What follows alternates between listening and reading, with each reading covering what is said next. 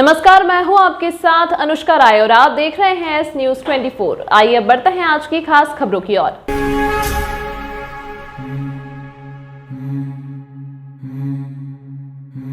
महाकालेश्वर ज्योतिर्लिंग मंदिर में कई बार सेल्फी और रील्स बनाने को लेकर हुए विवाद के बाद अब परिसर में 20 दिसंबर से मोबाइल पर पाबंदी लागू कर दी जाएगी।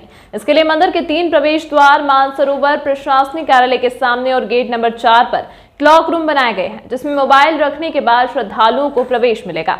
मोबाइल रखने की व्यवस्था भी हाईटेक होगी। श्रद्धालुओं के लिए बारकोड जारी होगा, जिसमें मोबाइल रखा है उसी को मोबाइल वापस किया जाएगा। मंगलवार से महाकाल मंदिर में श्रद्धालुओं के लिए मोबाइल पूर्णतः प्रतिबंधित कर दिया जाएगा। इसके लिए महाकाल मंदिर प्रबंध समिति ने निर्णय लिया था। महाकाल मंदिर प्रशासक संदीप सोनी ने बताया कि 5 दिसंबर को महाकाल मंदिर प्रबंध समिति की हुई बैठक में निर्णय लिया गया था कि 20 दिसंबर से मोबाइल पूरी तरह से प्रतिबंधित कर दिया जाएगा, जिसके बाद इसे कल से लागू कर दिया जाएगा। महाकाल मंदिर में प्रवेश करने के 3 गेट पर मोबाइल रखने के लिए हाईटेक क्लॉक रूम बनाए गए हैं। भक्त मोबाइल को जब रखने पहुंचेंगे तब ना सिर्फ उनका बल्कि मोबाइल का फोटो भी लिया जाएगा। मोबाइल जमा करने वाले और लेने वाले भक्तों की लाइन अलग अलग होगी ताकि भीड़ नहीं लगे।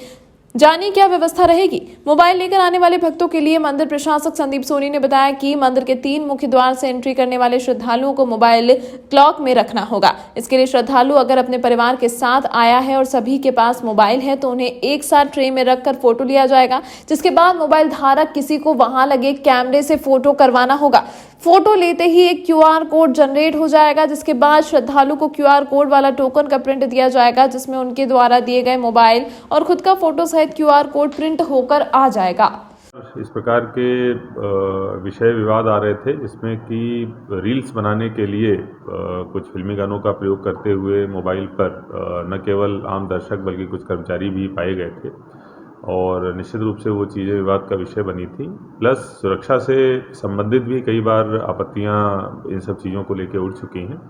अतः कल की प्रबंध समिति में ये निर्णय लिया गया है कि आगामी 20 तारीख से 20 दिसंबर से मोबाइल फ़ोन पूरी तरीके से महाकाल मंदिर का जो आंतरिक परिसर है उसमें प्रतिबंधित रहेंगे और हम लोग इसके लिए 15 दिन का समय ले रहे हैं कि आवश्यक व्यवस्थाएं जो जुटानी है, मोबाइल लॉकर वगैरह जो हमको इंस्टॉल करने हैं वो हम लोग तब तक कर लेंगे। लेकिन 20 दिसंबर के बाद में सभी सुविधाएं देते हुए मोबाइल फोन पर पूरी तरीके से प्रतिबंध लागू किया जाएगा। श्री अग्रवाल बायोडेटा बैंक उज्जैन द्वारा आयोजित अग्रवाल समाज के 5म निःशुल्क अग्रवाल युवक युवती अंतर्राष्ट्रीय परिचय सम्मेलन में दूसरे दिन हजारों समाजजन शामिल हुए। युवकों से ज्यादा युवतियों ने मंच पर आकर परिचय दिया। वहीं एक युवक ने संस्कृत में परिचय देकर गौरव का अनुभव कराया। संस्था अध्यक्ष शैलेंद्र मित्तल एवं कार्यक्रम संयोजक रवि बंसल ने बताया कि श्री अग्रवाल बायोडेटा बैंक उज्जैन द्वारा इंदौर रोड स्थित मित्तल एंड रिसोर्ट नाराखेड़ा में आयोजित विशाल निःशुल्क परिचय सम्मेलन में रविवार को 100 से अधिक प्रत्याशियों ने मंच से परिचय दिया। स्क्रीन के माध्यम से भी परिचय कराए गए। साथ ही दहेज प्रथा का विरोध करते हुए मंच से संदेश दिया गया कि न दहेज लेने देंगे न देंगे। सचिव जितेंद्र अग्रवाल एवं कोषाध्यक्ष पुरुषोत्तम मोदी ने बताया कि सम्मेलन में मुख्य अतिथि के रूप में उच्च शिक्षा मंत्री मोहन यादव, देवास महापौर गीता अग्रवाल, राजेंद्र अग्रवाल इंदौर, श्याम बंसल, रवि अग्रवाल ब्यावरा के रूप में मौजूद रहे। समाज में अग्रणी कार्य करने वाले समाज सेवी प्रेम सुख अग्रवाल, नरेंद्र मंगल, संस्था के वरिष्ठ संस्थापक सदस्य कमलेश मित्तल, दिनेश हरभजन का युवक युवतियों की प्रविष्टियों के आकर्षक परिचय पुस्तिका का प्रकाशन भी परिचय सम्मेलन में किया गया। सम्मेलन में मध्य प्रदेश के अलावा बैंगलोर, मुंबई, हरियाणा, पंजाब सहित देश विदेश से प्रत्याशी शामिल हुए। अग्रवाल बायोडेटा बैंक के द्वारा अखिल भारतीय परिचय सम्मेलन किया जा रहा है। ये 5वां वर्ष है। अपना नाम आप बताएं। समाज के लिए गौरव का विषय है कि माननीय शैलेंद्र जी मित्तल इसका चेतन गोयल जी, कहाँ तक आपने शिक्षा प्राप्त की है? पूरी टीम वाह, इंजीनियरिंग आपने किया हुआ। वर्तमान में क्या कर रहे हैं आप चेतन जी? मध्य प्रदेश में अभी देश विदेश के मुंबई में ऑफिस है, अभी घर से काम बंधुओं को, अग्रवाल बंधुओं को बुला करके भी चल रहा है एक छत के नीचे पिता का नाम और ये अवसर प्रदान करती है कि अपने बेटे बेटी का अच्छा संबंध हो जाए। कोई भी अभिभावक अपनी बेटी को अच्छे घर देना चाहता है और कोई भी अभिभावक अपने बेटी के अच्छी भाव लेना चाहता है। ये सारी सुविधा एक छत के नीचे मुहैया कराना, उनकी व्यवस्था करना, ये सारा काम अग्रवाल बायोडेटा बैंक के माध्यम से माननीय शैलेंद्र जी मित्तल जो उसके अध्यक्ष हैं उसकी पूरी टीम करती है। निश्चित रूप से वो बहुत बधाई के बाद संपूर्ण समाज को बहुत बधाई देता हूँ, शुभकामनाएं देता हूँ। आए हुए बेटे बेटियों उनकी मनोकामना के अभिभावकों से अनुरोध करते हैं। और भी कोई जानकारी यदि आप संदेश निकल कर जाएगा यहाँ से, क्या मानते हैं आप? इस सम्मेलन से किस प्रकार का संदेश निकल? निश्चित रूप से जो हम सब देख रहे हैं आज हजारों की तादाद में यहाँ पर जिनकी प्रतिष्ठा वो भी है और जिनकी प्रतिष्ठा वो आए हैं, बहुत ही आत्मीयता के साथ मिलजुल करके एक दूसरे से बातचीत कर करके ऐसा लगता है कि यहाँ लगभग आने वाले 150 जोड़ों का संबंध बनेगा और शादियाँ होगी। और एक समाज में एक छत के नीचे इतने सारे बंधु बोली जाती है आपस में उन बंधुओं को जो अपने भौतिक जीवन में इधर उधर जा नहीं सकते हैं, वो कई माँ बाप से उनका मिलना होता है, कई बेटों को देखना होता है, और संबंध जब बनता है तो निश्चित रूप से समाज के लिए गौरवान्वित होता है, उनको भी बहुत अच्छा लगता है। पंचम अखिल भारतीय परिचय सम्मेलन है। ये निरंतर हम लोग इसमें नई चीज लेके आते हैं जिससे आने वाले अभिभावक को बहुत सी संबंध अच्छे होते हैं, जिसमें अभी जैसे हमको कुछ सूचना मिल रही है कि बहुत से लोगों की बातें चल रही हैं, संबंध तय होने की करार पर हैं बिल्कुल, और वो हमको सूचित करते हैं बाकायदा। जैसे पिछले सम्मेलन में करीब 80 संबंध तय हुए थे, इस बार उम्मीद है कि 150 संबंध इस बार सफलता की ओर रहेंगे। हजारों प्रविष्टि आई हैं, जैसे हमारे अमेरिका से भी प्रविष्टि है इस बार, हमारे राजस्थान से है, महाराष्ट्र से है, उज्जैन में अपने लोकल में काफ़ी प्रविष्टि है, इंदौर से है, राजस्थान से है, और इसको हम निरंतर नए रूप में लाने की कोशिश करते हैं। जैसे मेरे साथ में मेरे संयोजक श्री रवि प्रकाश जी बंसल, मेरे मित्र श्री दिनेश जी हरभजन का, श्याम जी बंसल, और मेरे सचिव महोदय जितेंद्र जी और सभी समस्त मेरे साथीगण उसको कंधे से कंधे मिलाकर मेरा सहयोग करते हैं। मैं शैलेंद्र मित्तल, संस्था का अध्यक्ष।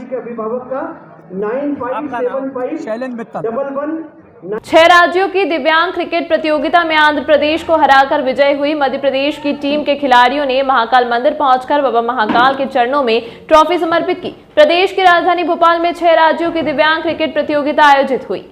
प्रतियोगिता शुरू होने के पहले मध्य प्रदेश की टीम के खिलाड़ी बाबा महाकाल के मंदिर आए थे और प्रार्थना की थी कि यदि वे ट्रॉफी जीतते हैं तो सबसे पहले बाबा महाकाल को समर्पित करेंगे। राष्ट्रीय स्तर की इस दिव्यांग क्रिकेट प्रतियोगिता में मध्य प्रदेश ने आंध्र प्रदेश को हराकर फाइनल जीत लिया। जीत के बाद सभी खिलाड़ी महाकालेश्वर मंदिर पहुंचे, यहाँ बाबा महाकाल के दर पर मत्था टेका और ट्रॉफी बाबा महाकाल को समर्पित की। यहाँ बता दें कि इस टूर्नामेंट में आंध्र प्रदेश, उत्तर प्रदेश, तमिलनाडु, उड़ीसा, मध्य प्रदेश और उत्तराखंड की टीमों ने भाग लिया था। यह टूर्नामेंट अंतर्राष्ट्रीय क्रिकेट टूर्नामेंट के नियमों के अनुसार ही हुआ। केवल एक ही परिवर्तन था कि दिव्यांग व्हीलचेयर के माध्यम से खेल रहे थे। यादव हूँ, कप्तान Madhya Pradesh wheelchair cricket team. Bhopal से आए हम लोग। अभी 6 राज्यों की टीमों का भोपाल के अंदर टूर्नामेंट हुआ था, जिसमें आंध्र प्रदेश, उत्तर प्रदेश, तमिलनाडु, आंध्र प्रदेश, उड़ीसा, उत्तराखंड और मध्य प्रदेश जिसकी मेजबानी कर रही थी। तो 6 राज्यों की टीमों के बीच में फाइनल जो मैच हुआ था वो आंध्र प्रदेश और मध्य प्रदेश के बीच में हुआ था, जिसने मध्य प्रदेश ने आंध्र प्रदेश को हराकर ये कप महाकाल की कृपा से मध्य प्रदेश ने विजेता प्राप्त करी थी। उसमें आपने क्या मांग रखी थी? मांग हमने यही रखी थी कि हमारा जो क्रिकेट है, जो अभी दुनिया नहीं जानती, लोगों से बहुत दूर है, वो लोगों के सामने आए, वो देखें, और हमने उसको साबित करके दिखाया। आज महाकाल की कृपा से आज विनर ट्रॉफी हमारे हाथ में है। क्या नाम है आपका? मैं शैलेंद्र यादव।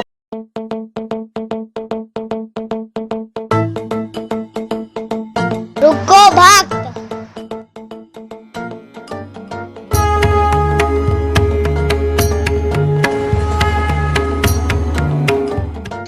अगर मुझे भोग लगानी है तो उज्जैन के पास ही टोटल साई पैलेस के दाल वाफले एवं लड्डुओं का ही भोग लगाया जावे। जो आज्ञा प्रभु।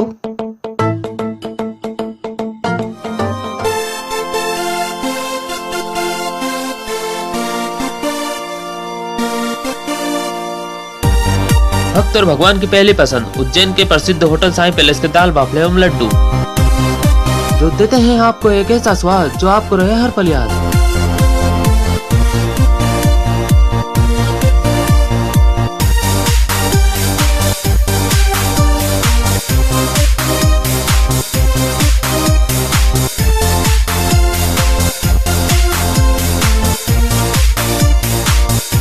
भोजन के बाद शाही पान का भी आनंद उठाइए।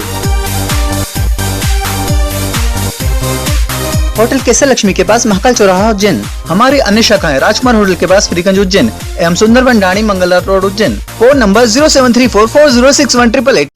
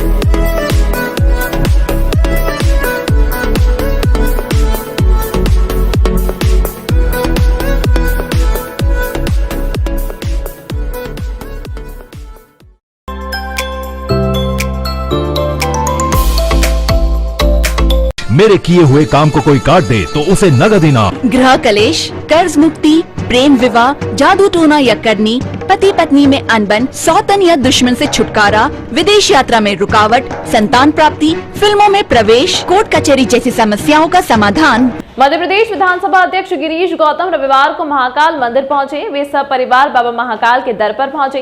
दरअसल विधानसभा सत्र शुरू होने जा रहा है। सत्र शुरू होने के एक दिन पहले अध्यक्ष गिरीश गौतम द्वारा बाबा महाकाल का आशीर्वाद लेना राजनीतिक गलियारों में चर्चा का विषय बना हुआ है।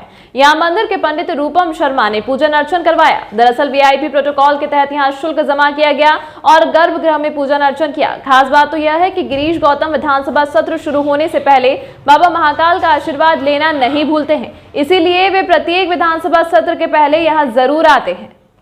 सभा अध्यक्ष महोदय आए गिरीश गौतम जी, ये हर सत्र चालू होने से पूर्व या तो उसी दिन सुबह जल्दी या उसके एक दिन पूर्व हर सत्र से भगवान महाकाल का आदेश लेते हैं कि भगवान महाकाल सत्र अच्छी तरीके से निकले।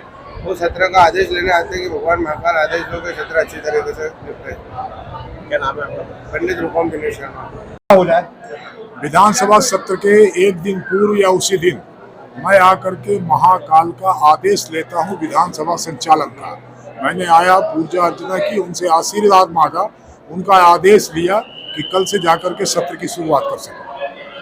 स्मार्ट सिटी प्रोजेक्ट के तहत महाकाल मंदिर के आसपास चल रहे पहले चरण में महाकाल विस्तारीकरण कार्य पूर्ण होने के बाद अब दूसरे चरण का कार्य शुरू हो गया है। इन कामों में महाकाल वन और त्रिवेणी संग्रहालय के सामने बन रहे सरफेस पार्किंग का काम मुख्य रूप से शामिल है। उज्जैन के कलेक्टर आशीष सिंह ने बताया कि पहले चरण के काम होने के बाद अब दूसरे चरण के कामों को प्राथमिकता के साथ पूर्ण करना ही हमारा लक्ष्य है।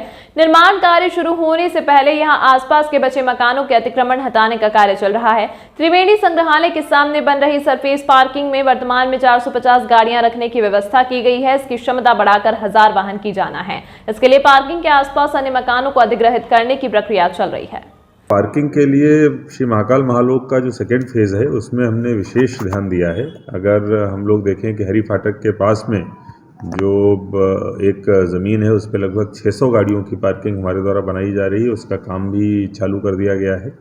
इसके अलावा जो पुराना उर्दू स्कूल महाराजवाड़ा 2 था, उसके बेसमेंट में लगभग 300 गाड़ियों की पार्किंग बन रही है और उसके ऊपरी फ्लोर पर भी लगभग 150 गाड़ियों की पार्किंग बन रही है।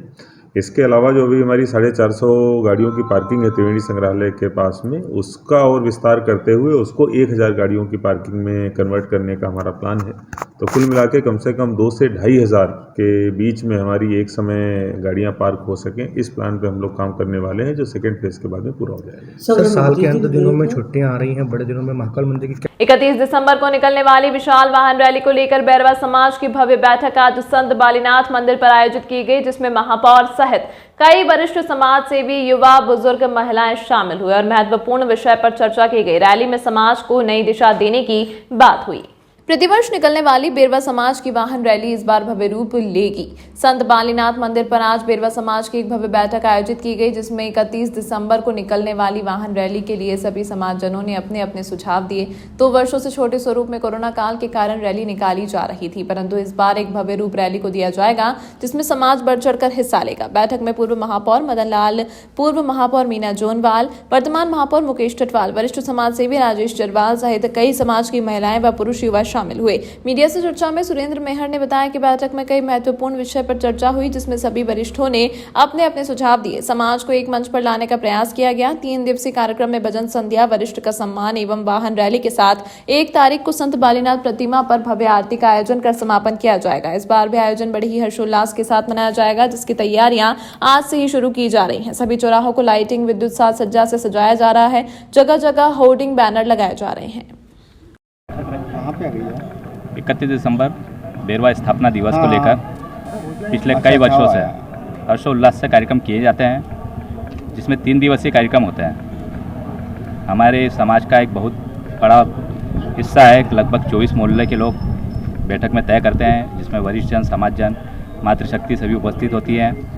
और 3 दिवसीय कार्यक्रम में प्रमुख रूप से जो वाहन रैली हमारी निकलती है वो शहर के प्रमुख मार्गों से होते हुए संत बालीनाथ बापुरा मंदिर से प्रारंभ होकर किशनपुरा पर समापन होता है, जिसमें सभी अन्य समाज जनों का पूर्ण सहयोग हमें मिलता है। इस बार भी हम शहर के आमजन और अन्य समाज के अन्य वर्गों के सभी से विनम्र अपील करते हैं कि वो भी आयोजन में सहभागी बन समाज के मान गौरव को सम्मान को सफल बनाएं और कार्यक्रम को सफल बनाने की कृपा करें।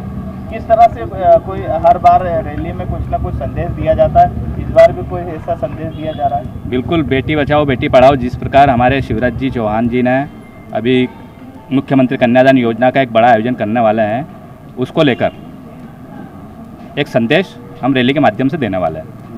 इस अंक में फिलहाल इतना ही। अगले अंक में आपसे फिर होगी मुलाकात, तब तक के लिए नमस्कार।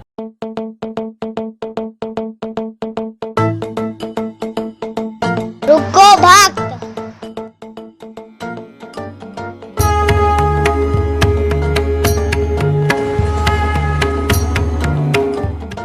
अगर मुझे भोग लगानी है तो उज्जैन के पास ही होटल साई पैलेस के दाल बाफले एवं लड्डुओं का ही भोग लगाया जावे।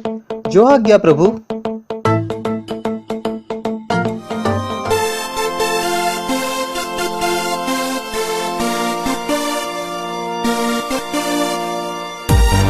भक्त और भगवान की पहली पसंद उज्जैन के प्रसिद्ध होटल साई पैलेस के दाल बाफले एवं लड्डू, जो देते हैं आपको एक ऐसा स्वाद जो आपको रहे हर पल याद।